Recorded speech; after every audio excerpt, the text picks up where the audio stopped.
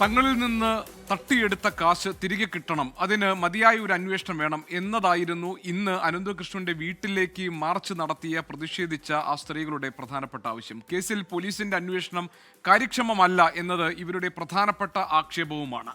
നഷ്ടപരിഹാരം അടക്കമുള്ള ആവശ്യങ്ങളിൽ അധികൃതർ മുഖം തിരിക്കുകയാണ് എന്നാണ് പ്രതിഷേധക്കാർ പറയുന്നത്. ഇനി എന്താണ് ഈ വിഷയത്തിൽ ഉയർന്നു വരുന്ന പ്രതികരണങ്ങൾ? ആ പ്രതികരണങ്ങൾ കാണാം. ഞങ്ങൾക്ക് തിരികെ പൈസ കിട്ടുക, ഞങ്ങൾ കൊടുത്ത പണം തിരികെ കിട്ടുക എന്നുള്ള ഞങ്ങളുടെ ആവശ്യം.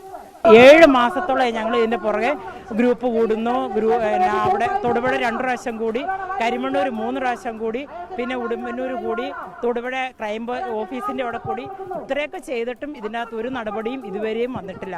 അതുകൊണ്ടാണ് ഞങ്ങൾ ഇന്നത്തെ ദിവസം ഇവിടെ അലിയിട്ട് പ്രതിഷേധിക്കുന്നത്. ഇങ്ങനെ ഒരു വണ്ടി ഫുൾ പൈസയും കൊടുത്ത് മേടിക്കണമെങ്കിൽ സാമ്പത്തിക ശേഷി വേണം.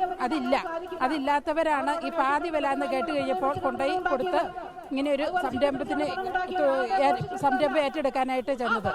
ഇത് ഞങ്ങൾക്ക് തിരിച്ചു കിട്ടണം. തിരിച്ചു കിട്ടുന്നവരെ ഞങ്ങൾ പോരാടും. പാവപ്പെട്ടവരാണ് സ്വർണം പണയം വെച്ച് തൊഴിലുറപ്പ് തൊഴിലാളികളൊക്കെയാണ് ഇതിൻ്റെ അകത്ത് പങ്കെടുത്തിരിക്കുന്നത്. അവരുടെയൊക്കെ പണമാണ് ഇപ്പോൾ നഷ്ടപ്പെട്ടു പോയിരിക്കുന്നത്. 6 മാസം ഞങ്ങൾ കാത്തു. ഇനിയും ഞങ്ങൾ രാഷ്ട്രീയമായും നിയമപരമായും ധാർമ്മികമായും സമരമാർഗങ്ങളിലൂടെയും ഈ ഒരു കാര്യത്തിന് വേണ്ടി നിലകൊള്ളും.